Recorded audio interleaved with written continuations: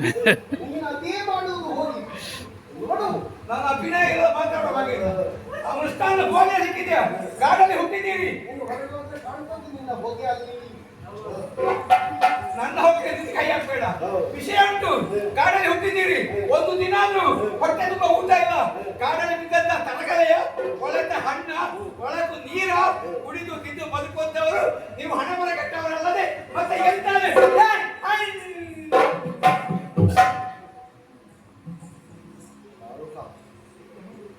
ಯಥಾರ್ಥವನ್ನು ಯಾವನೇ ಹೇಳಿ ಸರಿಯಾದರೆ ಸರಿಯೇ. ಹಣೆಯಲ್ಲಿ ದೇವರು ಸರಿಯಾಗಿ ಬರೆಯುತ್ತಾ ಇದ್ರೆ ಹೆದರಿಕೆ ಅಂತ ಜನಪತಿಯಾಗಿ ಕುಲದ ವಿಮಾನವನ್ನು ಎತ್ತರಿಸಿ ಗಣಪತಿಯಲ್ಲೋ ಜನಪತಿಯಾಗಿ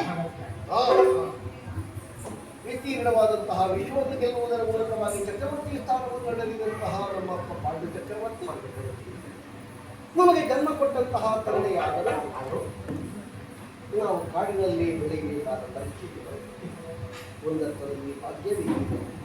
ತಲೆಯಲ್ಲಿ ಬರೆಯುವ ಬ್ರಹ್ಮನೆ ಚೆನ್ನಾಗಿ ಬರೆಯದೇ ಇದ್ದರಿಂದ ಹಣೆ ಬರಹಕ್ಕೆ ನಾವು ಯೋಚನೆ ಮಾಡಿದರೆ ನೀನು ಹೇಳಿಕೊಂಡು ಹರೇ ನಾಪಿ ಹರೇ ನಾಪಿ ಹರೇ ಹರೇ ನಾಪಿ ಹರೇ ನಾಪಿ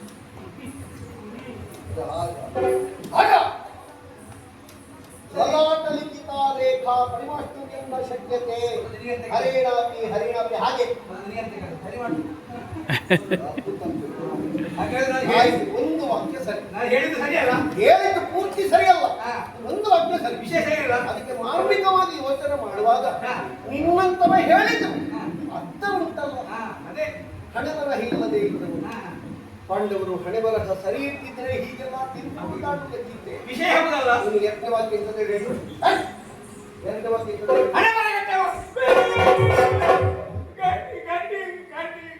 ಗಂಡಿ ಗಾಂಡೀವ ಅರ್ಧ ಬರ್ಧ ಹೇಳ್ತಾರವರು. ನೀನು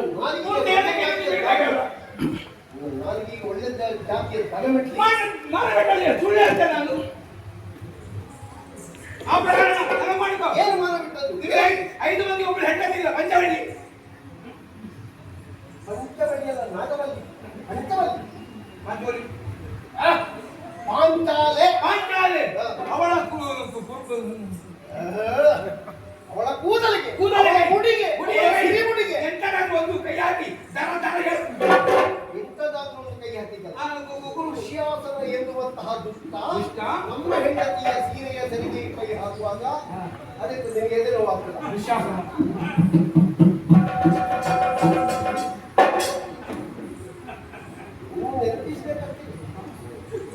ಆ ದುಶ್ಯಾಸನ ಕೂದಲೇ ಕೈ ಇಟ್ಟು ದರ ದರ ತುಂಬಿದ ಸಭೆ ಎಳೆದುಕೊಂಡು ಬಂದು ಮಾನಹಾನಿ ಮಾಡುವುದಕ್ಕೆ ಪ್ರಯತ್ನ ಪಟ್ಟಂತ ವೇಳೆಯಲ್ಲಿ 5 ಮಂದಿ ಗಂಡನನ್ನು ಇತ್ತು ರಣಹೇದಿಗಳಾಗೆ ನಪುಂಸಕರಾಗೆ ಶಂಕರ ಹಾಗೆ ಬಂಡರ ಹಾಗೆ ರಣಹೇದಿಗಳ ಹಾಗೆ ತಲೆ ಹಣಿಗೆ ಹಾಕಿ ಉಳಿತದ್ದು ಹೊರತು ತನ್ನ ಹೆಂಡತಿ ಮಾನ ಪ್ರಾಣ ರಕ್ಷಣೆ ಮಾಡೋದಕ್ಕೆ ನೀವು ಎದ್ದಿದ್ದೀರಾ. ನೀವು ಎದ್ದಿದ್ದೀರಾ. ನೀವು ಮರ್ಯಾದೆ ಕಟ್ಟವಲ್ಲ ಮತ್ತೆ ಎಂತ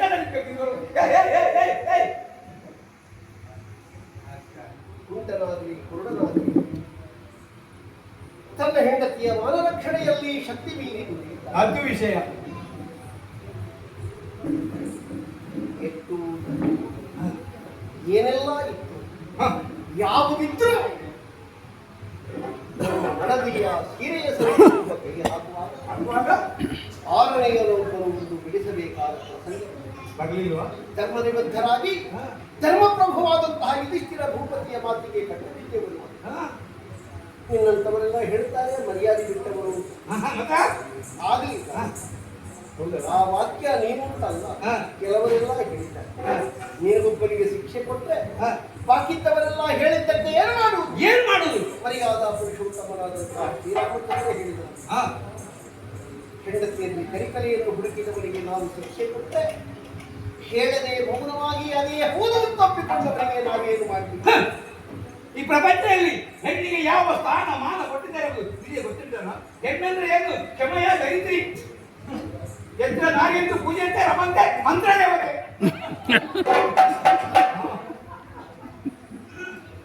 ಯಕ್ಷನಾರ್ಯಸ್ತು ಪೂಜ್ಯಂತೆ ರಮಂತೆ ತತ್ರ ದೇವತಾ ಮಂತ್ರ ದೇವತೆ ಅಲ್ಲ.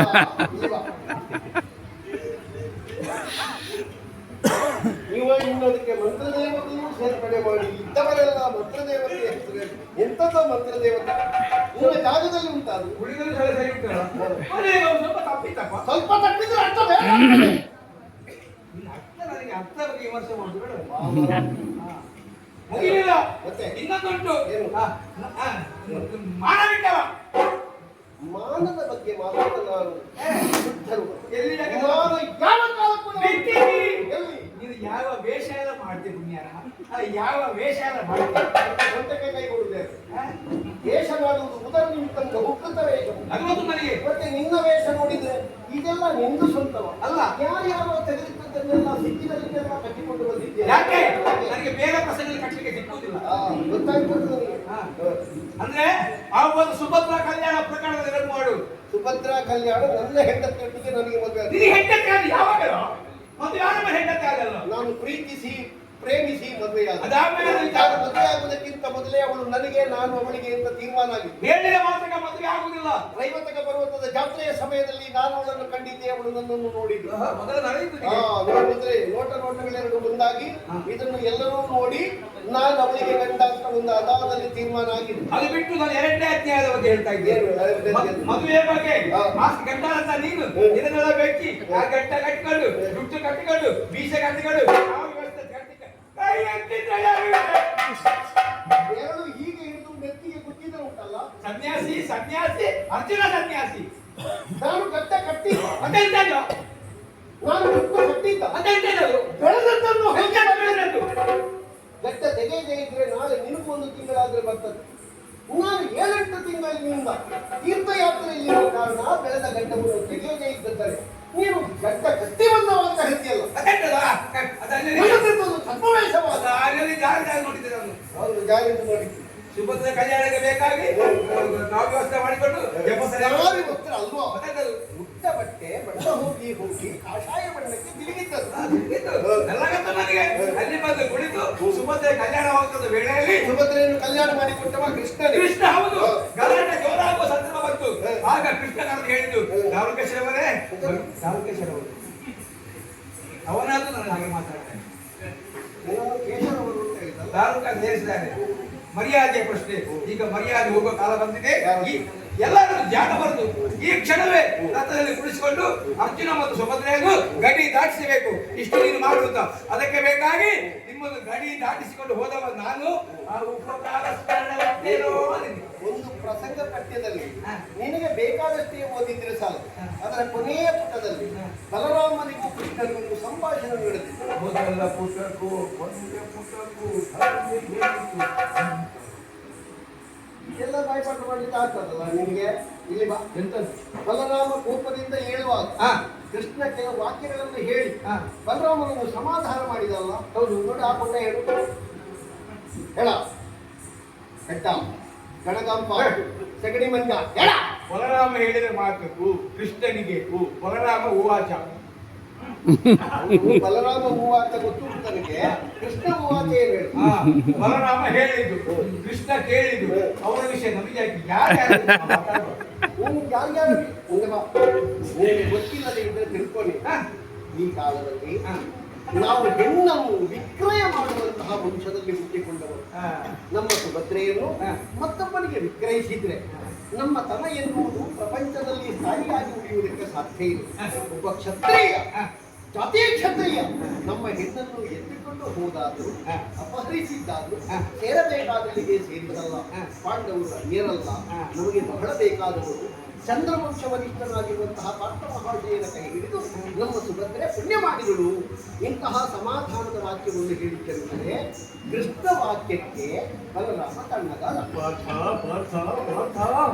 ಈ ವಿಷಯದಲ್ಲಿ ದಾರುಕ ನನಗೆ ಗೊತ್ತಿಲ್ಲ ಅಂತಲ್ಲ ನಿನಗೆ ಗೊತ್ತಿದ್ದೆ ಹೇಳುವಂತ ನಿನ್ನೆಲ್ಲ ಹೇಳಿಸಿದ್ದು ಸಾಗರದಲ್ಲೇ ದೊಡ್ಡ ಸಂಗತಿ ಏನಾದ್ರೂ ನಮ್ಮನ್ನು ರಥದಲ್ಲಿ ಓಡಿಸಿದವ ನಮ್ಮ ಮನೆಯಲ್ಲಿ ಆ ಮದುವೆ ಪ್ರಕರಣದಲ್ಲಿ ಮೂಗಿಗೆ ಕೈ ಹಾಕಿದ್ರೆ ಅಗಳು ಸಿಕ್ಕುವಷ್ಟು ಉಂಡವ ನಮ್ಮಿಂದ ಕೃತಜ್ಞತಾಪೂರ್ವಕವಾಗಿ ಏನೋ ಸಂಬಳವನ್ನು ಹೊಂದಿದವ ನಮ್ಮ ಚಾಕರಿಯವ ನೀನು ನಮ್ಮ ಮನೆಯಲ್ಲಿ ಹೂಳಿಗೆಕ್ಕಿರುವವ ನಿನಗೆ ಹೊಡೆದು ಬೆಳೆದು ಏನಾಗ್ಬೇಕು ಬೇಡ ನೀನು ಎಷ್ಟು ದೊಡ್ಡವನಾದ್ರೂ ನಮ್ಮ ಕೆಲಸದವನಾದ್ಮೇಲೆ ನಿನ್ನಲ್ಲಿ ನಾನು ಮಾತಾಡುದಿಲ್ಲ ಯಾಕಂದ್ರೆ ನಿಮ್ಮನ್ನೆಲ್ಲ ಹಾಳು ಮಾಡಿದ ಒಬ್ಬ ಇದ್ದಾನೆ ಆ ಧರ್ಮ ಹುಟ್ಟಿದವ ಅಧರ್ಮರಾಯ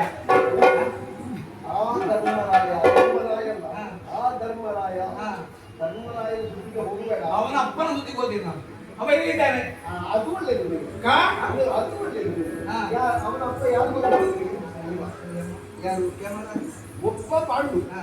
ಅವರು ಈಗ ಇಲ್ಲ ಹಾ. ಮತ್ತೊಬ್ಬ ಯಮ. ನೀವು ಯಮನಲ್ಲೇ ಹೋಗುಗಳು. ಮೊದಲು ಅವನ ಮಾತಾಡ್ತೇನೆ ಬೇಡ. ಹಾ? ಬೇಡ. ನೀನ್ ನನಗೆ ಹೇಳ್ಬೇಡ. ಬದಿಗಿಲ್ಲ. ಬದಿಗಿಲ್ಲ. ಏನ್ ಧರ್ಮ? ಏನ್ ಧರ್ಮ? ಏನ್ ಧರ್ಮ? ಏನ್ ಧರ್ಮ?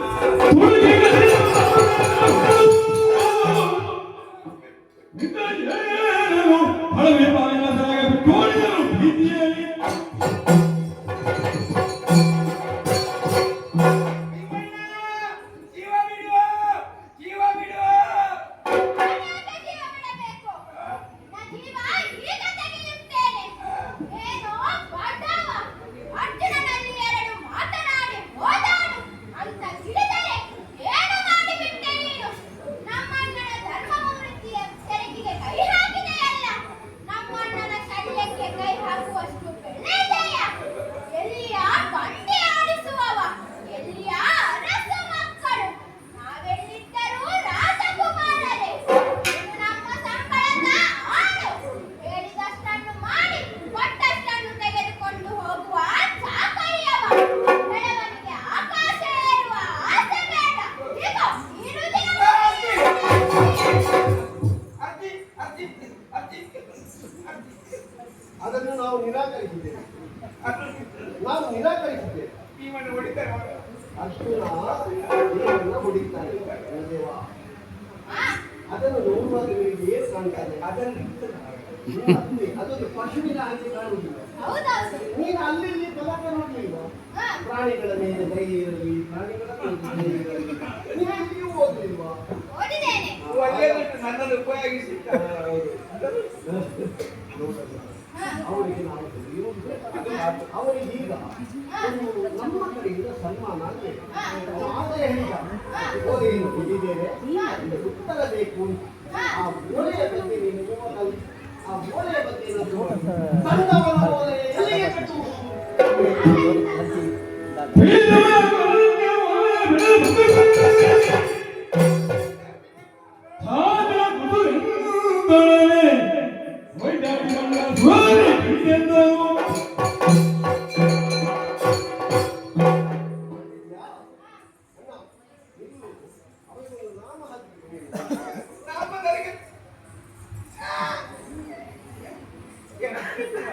ಅಲ್ಲಿ ಬಿಚ್ಚಿರಿಕಂತಲೇ ಜನ ಇದ್ದಾರೆ. ನೀನು ಯಾಕಪ್ಪ ಬಿಚ್ಚಿ?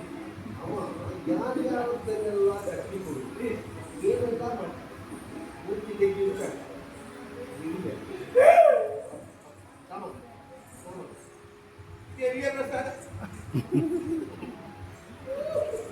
ಅಲ್ಲ, ನಿನ್ನ ಲೆಕ್ಕದಲ್ಲಿ ನಾನು ಹಾಕಿದ್ದೇನೆ. ನಿನ್ನ ಪರವಾನಗಿಯ ಮೇಲೆ ನನ್ನ ಲೆಕ್ಕದಲ್ಲಿ ಒಂದು ಸೇವೆ ಮಾಡ್ತೇನೆ. ಮಾಡ್ತೀನಿ, ಬೇಕಾಗುತ್ತೆ ಅಪ್ಪ. ನೀವು ಬೇಸರ ಮಾಡಬಾರ್ದು.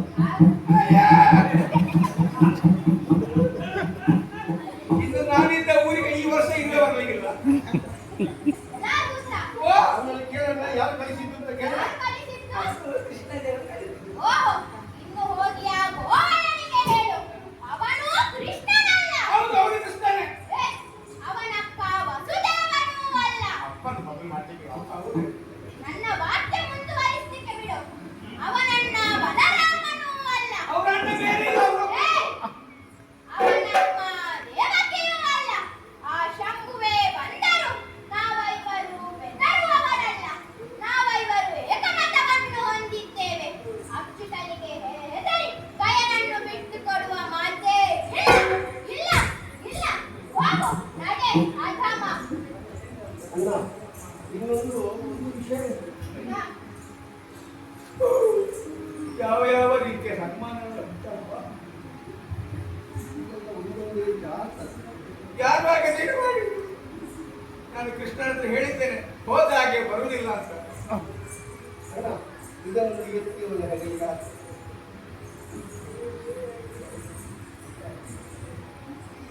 ಆಯ್ತಾ? ಈಗ ಅಷ್ಟೇ ಸಾಲದು. ಈಗ ಅವನ ಅಣ್ಣ ಯಾರು, ಅವನನ್ನು ಕಳಿಸಿದವ ಯಾರು ಅಂತೆಲ್ಲ ಕೇಳಿದೆಯಲ್ಲ. ಅವನ ಕೃಷ್ಣನಲ್ಲಿ ಅವ ಹೇಳಬೇಕು ಅಂತ ಇದ್ದರೆ ನೀನೊಂದು 10 ಮುದ್ರೆ ಕೊಡ್ಬೇಕು. ಹಿಂದೆ ತಿರುಗಿಸಿ ಒಂದು ಬೇಕು. ಆಗ ಸರಿಯಲ್ಲ.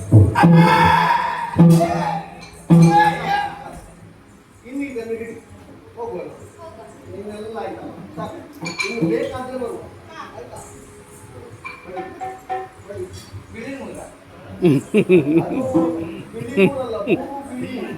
ಒಂದು ಗಟ್ಟಿ ಆದ್ರು, ಒಂದು ಗಟ್ಟಿ ಹಿಡಿ.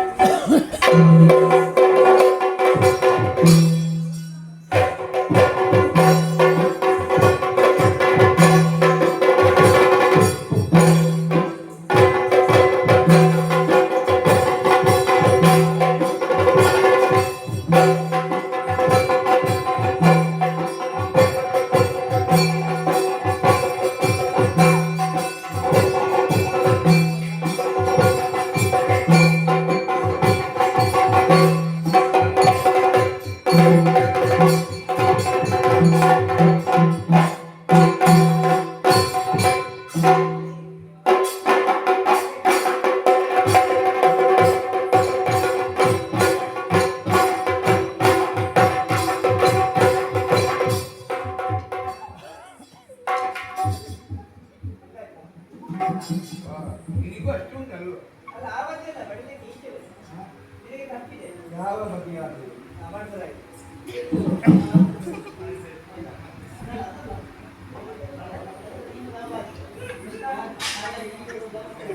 ಈ ಮುಖ ನೋಡಿದ ಬಗೆ ನಿನಗೆ ಈ ರೀತಿ ಯಾರು ಬಹಳ ಚಂದ ಮಾಡಿ ಕಳಿಸಿದ್ದಾರೆ ಅದು ಅದು ಸನ್ಮಾನ. ಇವತ್ತು ಸನ್ಮಾನದ ರೀತಿಯಲ್ಲಿ ಅದು ಉಂಟು. ನಾನು ಬಹಳ ಸನ್ಮಾನ ನೋಡಿದ್ದೇನೆ ಮತ್ತು ಮಾಡಿದ್ದೇನೆ ನಿನಗೆ ವಿಚಾರವನ್ನು ನೋಡಿ ಸನ್ಮಾನ ಮಾಡಬೇಕು ಸಂಧಾನ ಮಾಡಿ ಬಂದಂತೆ ಕಾಯ್ತಾ ಇದ್ದೀನಿ. ಹೋಗಿ ಆಯ್ತು ಅದಕ್ಕೆ ಕೇವಲ ಸರ್ಕಾರ ಪ್ರಯತ್ನ ಮಾಡಿ ನಾನು ಅಲೆದಾಡಿ ಬರಬೇಕು ಅಂತ ಮಾಡಿದ ನಾನು ಹೇಳಿಲ್ಲ ಹೋದಾಗ ಬರುದಿಲ್ಲ ಅಂತ.